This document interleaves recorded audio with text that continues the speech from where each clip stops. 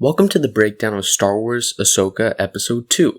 If you haven't watched my breakdown on the first episode, do that now. It's my second most recent video when you click on my channel. So I have a lot to talk about with this episode, so let's just get right to it. And of course, a spoiler warning for this video. Now, if you watched my first Episode 1 recap, you would know that I loved the episode, but one thing I said I would wait till this breakdown of Episode 2 to discuss was Sabine being stabbed and surviving. Sabine being stabbed in the chest and surviving immediately took me out of the story. I was enjoying the first episode a lot, and I'm not going to say that ruined the episode for me, but it really took me out of the immersiveness. This is a problem. They did this with Reva. They did this with the Grand Inquisitor. I'm getting sick of people being stabbed and not dying. I'm not saying that it's a terrible idea. I mean, if that's how they wanted to do things, they could do things like you get stabbed, but you don't die. And it can be consistent, that's perfectly fine. People get stabbed, that doesn't necessarily mean they're dying. That's okay. But the problem is, when Qui-Gon, he gets stabbed in the chest, dies. He's one of the most important Jedi, and we know from Dave Filoni that if he didn't die, he would have been the mentor that Anakin needed to not turn to the dark side. So his death was so important, and now it feels like his death wasn't even necessary, and it makes him feel like, is Qui-Gon Jinn a weak Jedi because he didn't die by being stabbed in the chest? And it's just so many problems, so many canon. You know, they never break, quote unquote, break canon, but they really disrupt canon and they kind of ruin characters. So I was really disappointed when I saw Sabine being stabbed and surviving. And I do like this second episode as well, and I'll talk about that later, but it really still ruined it for me. And I don't know how long I'm going to be thinking about this, but it's certainly on my mind. So the first scene, sort of, is Baylan and Shin arriving at the pathway. And just to explain, which I already explained in the last video, but the pathway is, there's two galaxies. This is how it was explained to us. There's two different galaxies. Rumors have called this other galaxy where Thrawn is right now the New Beyond. But the point is, there's two different galaxies and there's a pathway, and that's how you get from one galaxy to the other galaxy. Thrawn already discovered this. Now our protagonists and antagonists have to also discover this. And I'm excited to see how that goes down, and we can see that at the end of episode 2, which we'll get to later, it seems like they're already going to get there. Ahsoka, in the next scene, has the ability to sense echoes of events that happened in the past. When she went to the communication tower on Lothal, she could use the Force to see what happened between Sabine and Shin. Now this is a very rare Force ability. It's called Force Echo or Sense Echo, and basically it's an ability where you can, using the Force, whether you touch an object or you just feel the surroundings, you can hear what has happened. So say you were holding a cup, you can hear who has held that cup before and what happened to them. It's like a story. It's almost like a way to do flashbacks without actually doing flashbacks. Now this is an ability that is extremely rare. So far, the only people we knew who actually could use this ability were Anakin Skywalker, Quinlan Vos, which it was really cool when he used it in the Clone Wars, when they were looking at Zero the Hutt, him and Obi-Wan, they were trying to track down. That's a separate thing. And Ahsoka Tano, which we see now. And lastly, Cal Kestis in the Jedi Fallen Order Jedi Survivor game. So it's a really cool ability, and it's interesting that Ahsoka has it because we've never seen her use it before. And I don't want to say it breaks canon because I know Dave Filoni doesn't have intention to break canon, but what is interesting is there was this one Clone Wars episode where Ahsoka was with this old Jedi, and they were investigating a crime scene where some guy got killed, and there was a lady there, and she was apparently in on the crime, but Ahsoka and the old Jedi, it took them a while to figure this out. What doesn't make sense is why she didn't use her Sense Echo or Force Echo ability to actually see what happened. Now, maybe this is an ability she gained later in life, but it's just something that really interests me, because I was like, is this disrupting canon, or is this Dave basically saying Ahsoka learned this later in life as she went on into the galaxy? And it doesn't exactly make sense that she would learn this later in life because she wasn't a Jedi, but we'll just move past that. And then there was this really cool thing that we saw. It was very short. It was a speeder that was painted by Sabine. And it's just a callback to Rebels. She was a big artist, and she spray painted a lot of things. When we see the speeder, she spray painted that. One cool thing that Sabine spray painted was a TIE fighter. Her and Ezra stole a TIE fighter. They spray painted it, and Kanan and Hera told them to get rid of it, blow it up, and they never did, and they kept that forever, which was really cool. And then we see this cool scene between Hera and Sabine, and this all happens after Sabine and Ahsoka were kind of arguing because Ahsoka seems clearly mad that Sabine lost this information to Baylan and Shin.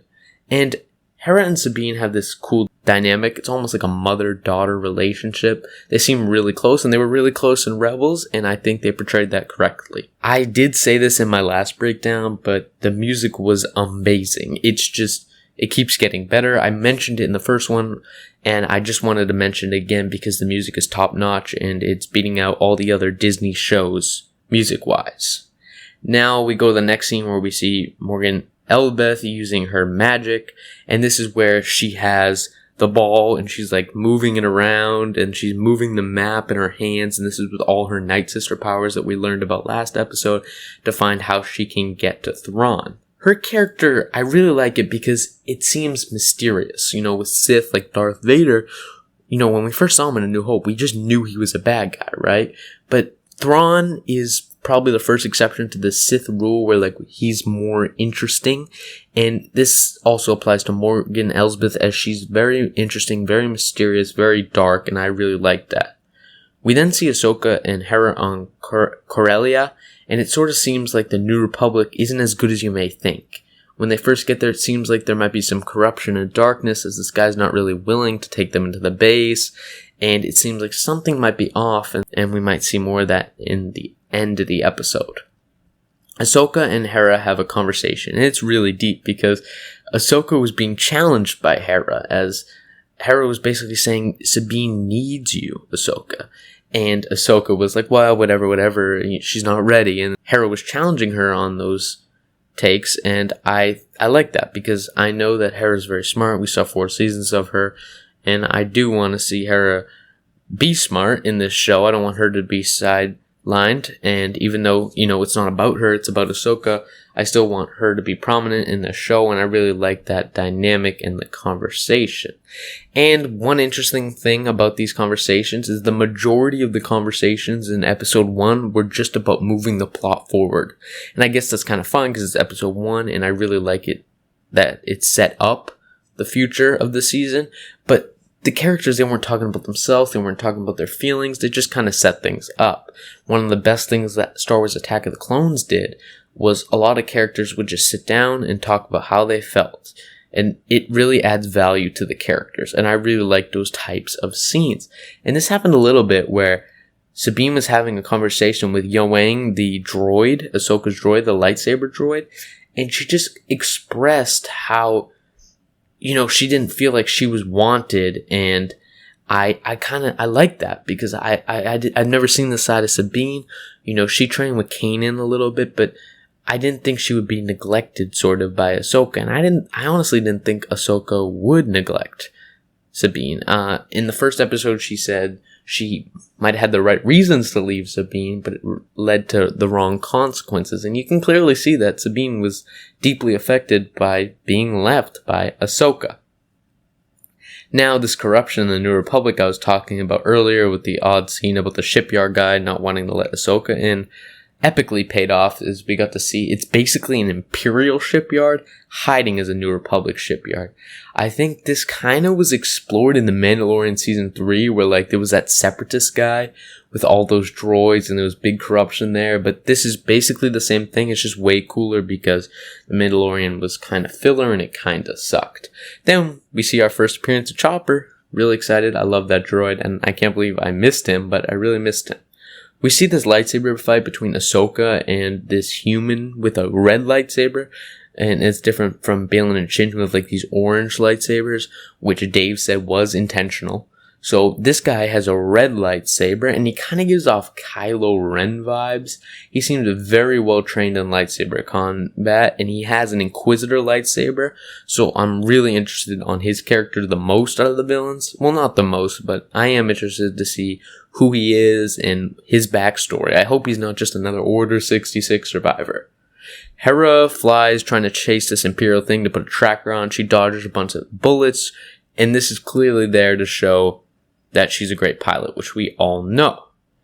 We then see Shin with this masked red lightsaber man. Unclear what their dynamic is.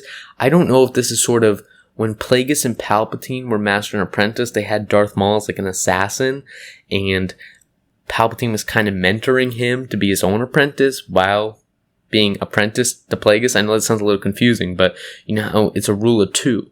And Palpatine and Plagueis were master and apprentice, and they had Darth Maul as like an assassin. I don't know if that's what this guy is. I'm not sure the dynamic at all, but I'm very interested to see how that plays out. We then get to see this cool scene where Sabine gets her Mando mojo back, and she puts her armor on, and she gets a haircut, and it looks so similar for Rebels fans when Kanan got his haircut. It looked like the exact same scene except with Kanan and Sabine. So that was really cool. It was a really cool callback.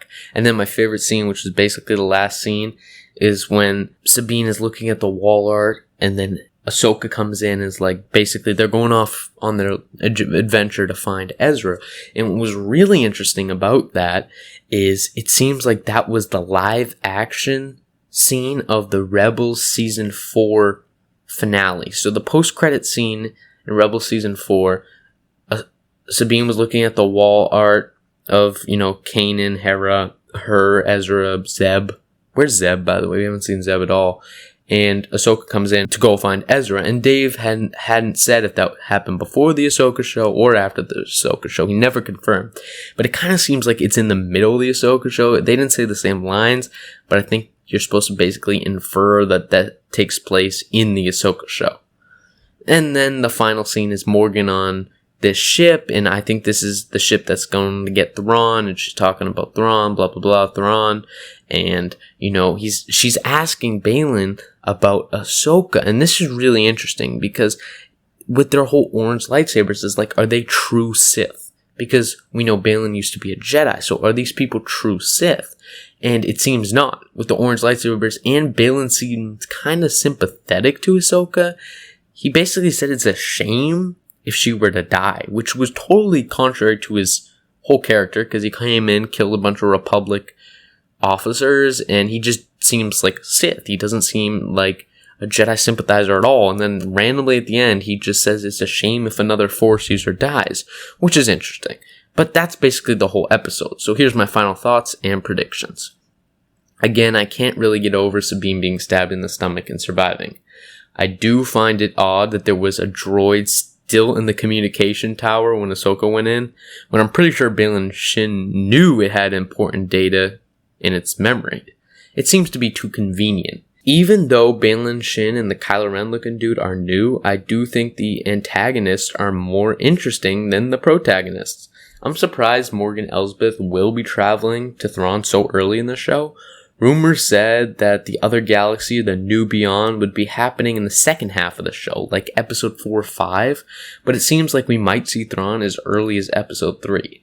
This episode felt like it was spending more time discussing characters than the previous and their emotions. However, I do think this was the weaker episode of the two, but at the end of the day, I did like both episodes. They both felt very cinematic, and it almost just felt like one complete movie. Now, this is the show that's supposed to save Star Wars, and here's what I have to say about that. I think the first 2 episodes were good, and the first one being really good. I may be ignorant for me to say this, but I think it has to be even better than pretty good to win back all the Star Wars fans. I am happy with the first 2 episodes. Usually Disney's first 2 episodes are filler, and these were very action-packed, story-driven episodes, which I really liked. And I can't wait for next Tuesday for the next episode, which I'll be covering. I will be making videos between then and next Tuesday about the show. And this is my first time really doing breakdowns for Star Wars shows, so if you have any tips, let me know. Hit like and subscribe to support. Thank you.